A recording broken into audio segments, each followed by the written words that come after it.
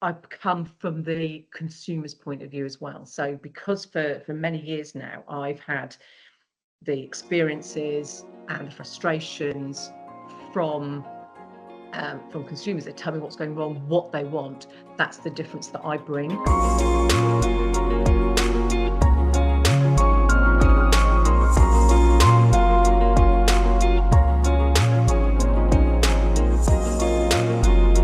Well, lots of different ways. I think when you've got ADHD, you can be all over the place. Oh, shiny thing. But so I do various things because my background is actually in children's services and the not-for-profit sector. So I do a lot of storytelling in my presentations. I've been known to bring chocolate and share chocolate in my presentations. And I think bringing real life stories to an event really helps, whether it's talking about couriers that have left a card that said that parcel's been signed by the plant pot. True story.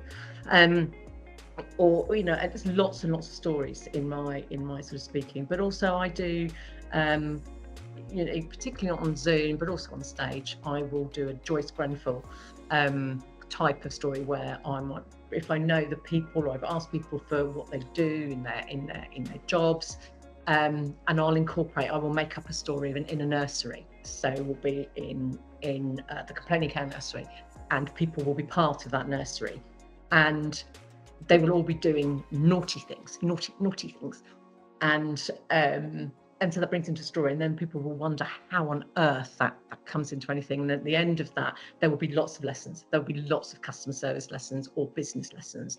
It might be that I ask people in the audience who's got a dog and to give me the name of their dog and a trait of a dog. And I will weave that into a story, and again there will be lessons about that, and I'll ask questions to the audience. I'll bring them up, I'll get them up if I need to, because my background's in play, so we might have some children orientated things, so I like to be bounding around, because I do sit down at the computer, but other than that, I'm up and doing, and I think it's about being effervescent and having energy, because if you don't have any energy, that people are going to fall asleep. They're going to fall asleep. How many times we all sat there and, death by PowerPoint, so very little PowerPoint in my presentations, because I think it's about engaging people, using humour. I think, if people are... You want people to be engaged. You've got to make them laugh. Or hopefully make them laugh. So improvisation is a lot in Joyce Grenfell type stuff. So I will. I'll probably respond to how the audience respond to me, and what's working, what isn't. I even do a story on I need a new bum. I didn't write I need a new bum, but the story is I need a new bum, and it's a children's book, and I read that, and I will bring people into that. If I've got any details about them from beforehand, on their business or what they do, then I'll incorporate that into that story, and that again at the end will have customer service lessons, believe it or not. When you do the story, people go, what on earth is she doing? What is this story about? But it's just a unique way, I think, of getting the message across in a different way, and that people go click, click, click, because they've been involved, so they're personally involved and then invested in that story. Why has she used me in that story?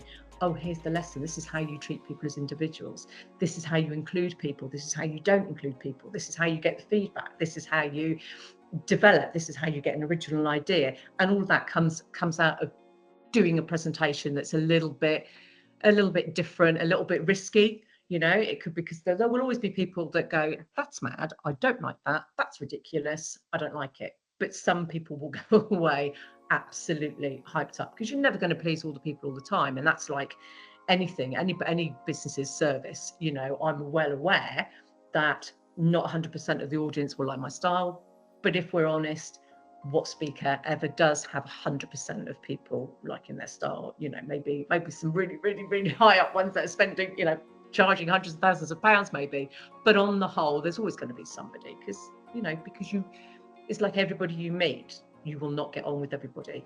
So I'm prepared to take that risk and do something a little bit different, whether it's giving people, chocolate or cutting a piece of cake to show a message. I think it's a little bit risky, but to take that, because you could just have people going, that is really weird.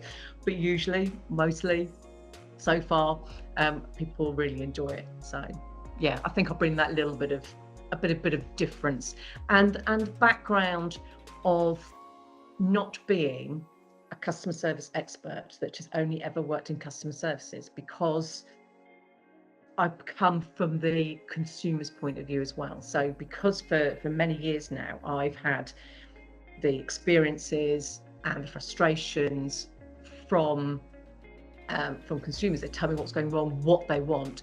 That's the difference that I bring. That's the difference that I will bring to presentations, because somebody who's only ever worked in customer service only ever see it from that side, whereas I see it from both sides. So I bring that different perspective, through a different lens. I hope they take away something new, that they go away thinking that they enjoyed it. I think first and foremost for me is I think you have to enjoy a presentation, unless you're talking, really hard, difficult, traumatic experiences, and you're bringing those kinds of things. That when you're talking about something like customer service, there is no reason why you can't make that enjoyable. So, and I think if people enjoy it, they learn more, they listen more, they're engaged more, and so therefore they listen more, and so therefore they'll take away more.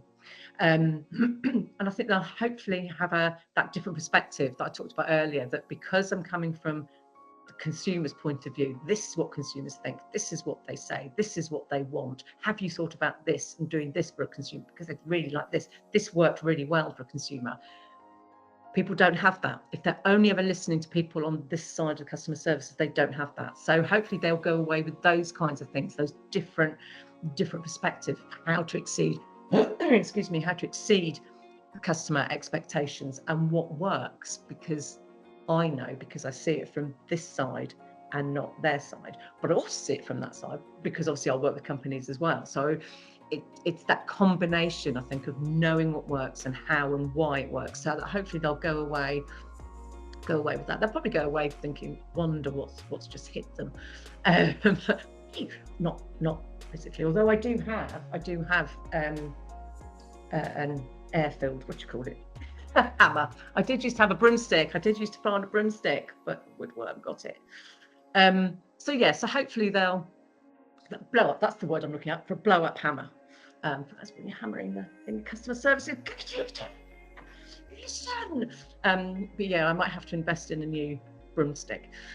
So ultimately, hopefully they'll go away with ideas that actually will improve customer service, will improve complaint handling.